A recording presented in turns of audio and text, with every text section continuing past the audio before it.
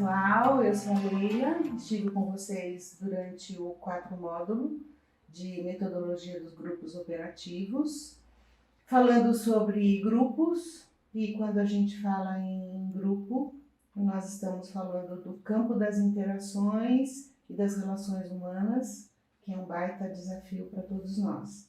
Eu vou pedir licença para vocês, eu fiz algumas anotações, porque eu vou me empolgando e eu temo, de repente, falar muito e deixar de falar o essencial. Então, de vez em quando, eu vou estar aqui olhando para as minhas anotações. Trabalhar em grupo, para muitos de nós, provoca um desconforto, porque muitos de nós têm experiências, registros do não grupo. Então, ao longo da vida, nós fomos vivendo experiências do trabalho em grupo, que traz o sentimento de não pertencimento, de não se sentir à vontade para se expressar livremente, de ter medo da crítica, do julgamento, dependendo do contexto da punição, um lugar onde a gente precisa se autoproteger e defender a própria individualidade, portanto, um espaço de não segurança. E aí, por isso, o tema do nosso primeiro encontro foi esse: não grupo, grupo e agrupamento. E nós vimos que não é preciso gostar das pessoas para que a gente possa trabalhar junto e produzir bem, e que grupo supõe um encontro de singularidades. E quando eu falo singularidade, significa a gente de fato saber que nós somos pessoas diferentes, singulares, que cada um de nós tem a sua natureza, a sua história, o seu modo de pensar, sentir e agir, ao mesmo tempo que temos limitações, né? O Paulo Freire já dizia muito que somos seres inconclusos e a gente precisa do outro para se completar e o outro precisa de nós. E esse encontro é um desafio. Então, grupo, a primeira informação importante é que grupo não significa pensar igual e nem gostar do outro para conquistar objetivos comuns. Com quem eu aprendi isso? Eu aprendi isso com Henrique Pichon Rivière, teórico dos vínculos. Há muitos anos atrás eu fiz a formação que foi um divisor de águas na minha vida pessoal, e eu escolhi então seguir com ele profissionalmente. Ele é o esteio do meu trabalho profissional. Ele é argentino, médico, psiquiatra, psicanalista, e ele tinha uma grande inquietação que também era a minha, entender o que acontece quando as pessoas se relacionam. Esse baita desafio que a gente tem. E ele, pela própria formação, ele buscou entender, estudar os enfermos para entender o que é a saúde. E uma coisa que eu destaco muito, que eu gosto muito no trabalho dele, ele foi usando a própria vida e a própria experiência como alimento para entender e construir a própria teoria, o que faz da teoria dele algo muito vivo. Uma das coisas que é muito importante e que ele traz na teoria dele é com quem a gente aprendeu a interagir, com quem a gente aprendeu a estar em grupo. Muito precocemente, no nosso grupo primário, quando a gente nasce, nós chegamos num grupo que pré-existe antes de nós. E esse grupo já tem sua história, já tem sua visão de mundo, já tem seus valores, já tem suas facilidades, suas dificuldades e um modo de se relacionar, de interagir e de lidar com as próprias emoções. Então, quando a gente nasce, a gente integra esse grupo e nesse grupo a gente aprende a interagir de uma determinada forma, daquela forma. E isso se constitui uma matriz. Isso fica gravado em nós e nós seguimos entramos na vida a partir desse modelo e nos relacionando assim. E muito depois é que a gente se dá conta de que existem outros modos de interagir, outras dinâmicas, outras facilidades e dificuldades. Então, nós carregamos essa bagagem muito precoce, com a qual nós temos que nos confrontar inúmeras vezes nas nossas vidas, principalmente nos grupos. E a partir disso, nasce um conceito fundamental da teoria pichoniana, que é a adaptação ativa à realidade, que para o Pichon Rivière é sinônimo de saúde mental. Então, eu acredito que a nossa tarefa adulta seja o nosso gradual desprendimento dos nossos modelos de interação introjetados e que podem não estar a nosso serviço na vida adulta. Como é que a gente percebe isso? Quando a gente se dá conta dos padrões que vão se repetindo na nossa vida, porque a gente está repetindo um modelo que não encaixa mais na nossa vida adulta. Então, a nossa tarefa é esse gradual desprendimento e a nossa individuação. O que eu acredito e constato que a técnica do grupo operativo promove e facilita. No nosso segundo encontro, nós iniciamos com uma frase do Aristóteles, que é muito significativa. Ele diz que a pior forma de desigualdade é tentar tornar duas pessoas iguais. E qual é, e vejam, Aristóteles falou lá atrás, qual é o nosso grande desafio atual? Se não a gente conseguir aceitar que somos diferentes e que essa diferença não pode mais nos limitar e nos afastar, muito pelo contrário, é um encontro de singularidades onde eu complemento você com aquilo que eu sou e que eu tenho e você me complementa com a sua singularidade, com aquilo que você tem e é. E essa é a beleza da existência dos relacionamentos. Mas isso dá um baita trabalho. Isso não é fácil, porque nos tira da nossa zona de conforto. A gente precisa querer se desenvolver nessa linha. A técnica do grupo operativo promove essa consciência de quem eu sou, de quem o outro é, o que facilita em muito as relações, além de desenvolver um senso de responsabilidade individual e social num outro patamar, com uma outra qualidade.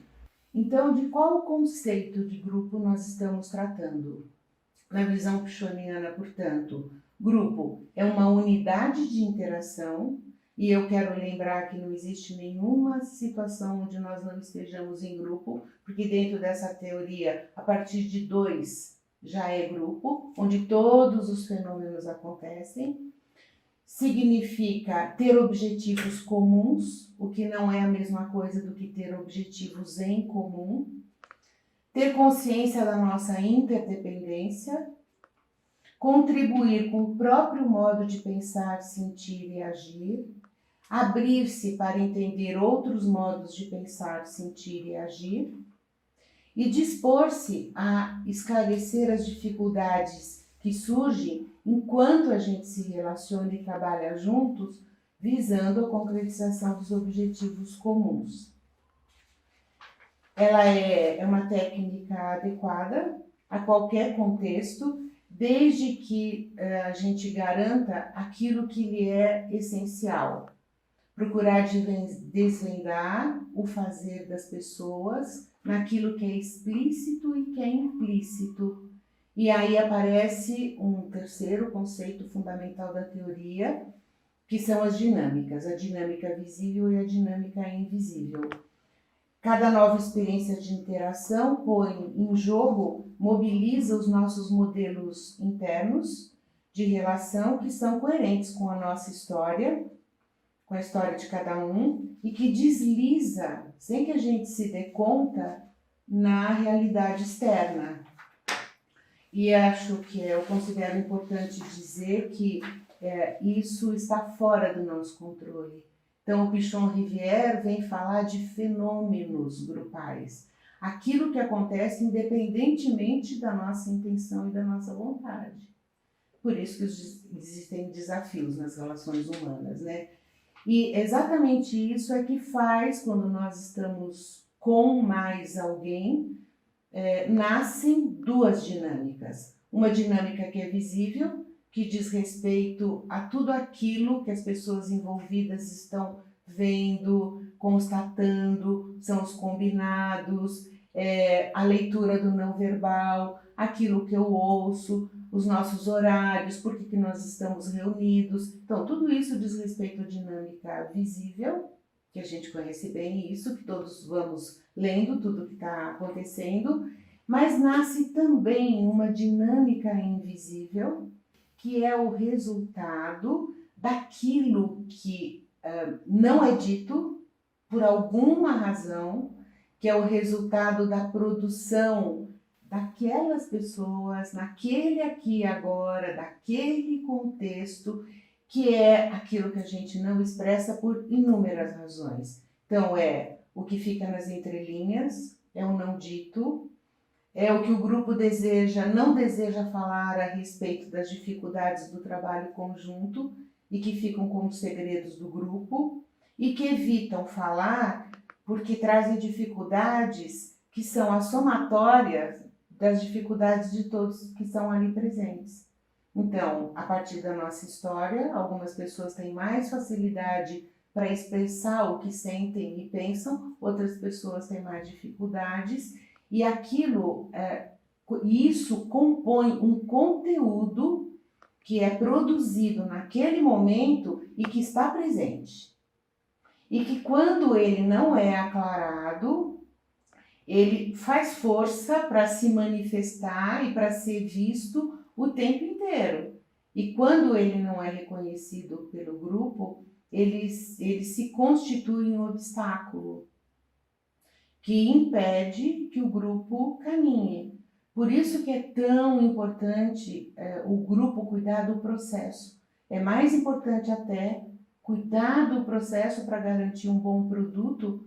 Do contrário, a dinâmica invisível atua como impeditivo do êxito do grupo.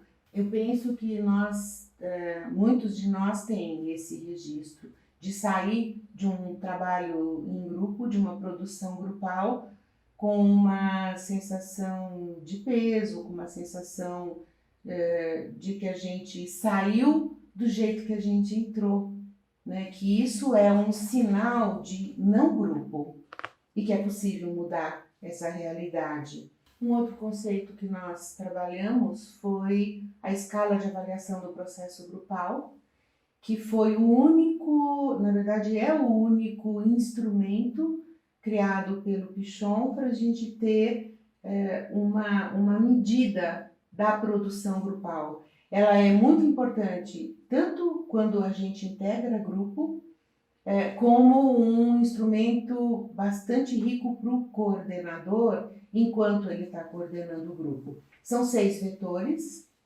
e esses vetores são pertença, pertinência, comunicação, aprendizagem, cooperação e tele.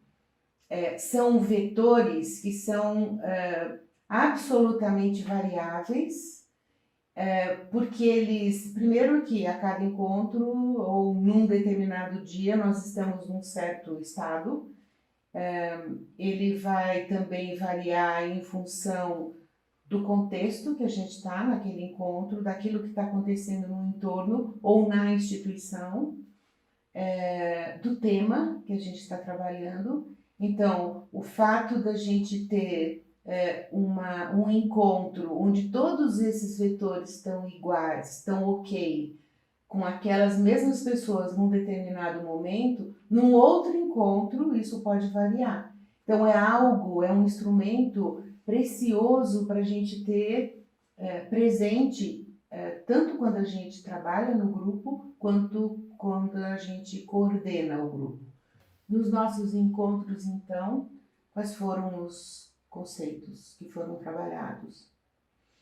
Grupo, não grupo e agrupamento, a técnica do grupo operativo, vínculo e papéis, dinâmica visível e não visível, violência, conflito e diálogo, e a escala de avaliação do processo grupal.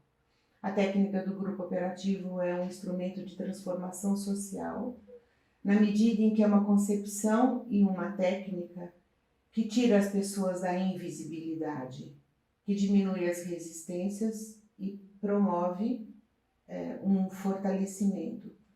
Eu digo isso como uma experiência pessoal de vida, e como eu trabalho com essa teoria, eu também digo que eu constato isso em todo o meu trabalho. Eu trabalho com grupos, com profissionais de diferentes áreas, e é exatamente isso que eu venho testemunhando nos grupos. Por isso que eu sigo com essa teoria. Então uma abordagem e uma técnica bastante eficiente de transformação social.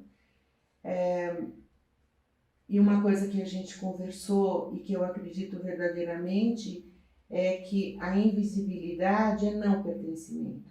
E o que está na base do sagrado trabalho de vocês é dar visibilidade para as pessoas. Olhá-las e ouvi-las com uma qualidade de conexão e de escuta de um lugar de um profundo respeito. Essa qualidade de conexão resgata a nossa humanidade e a humanidade deles. E com isso eu acredito que eles têm chance de encontrar a própria força. E esse é o direito existencial da dignidade humana. E eu acredito verdadeiramente que a técnica do grupo operativo, em função de todos os seus princípios, é um facilitador desse caminho.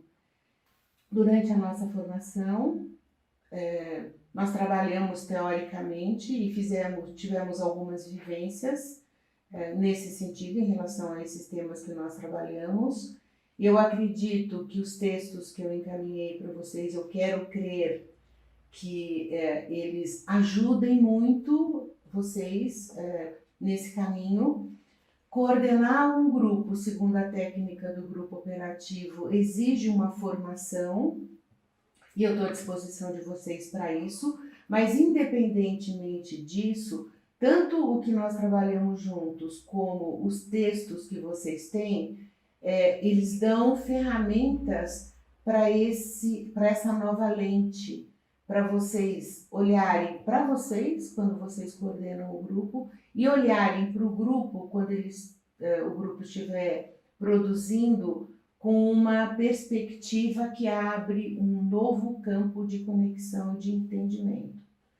Eu quero dizer que foi um imenso prazer trabalhar com vocês e que eu estou à disposição de vocês, basta vocês me conectarem, mesmo que seja para tirar dúvidas. Eu vou ter muito prazer em continuar com vocês.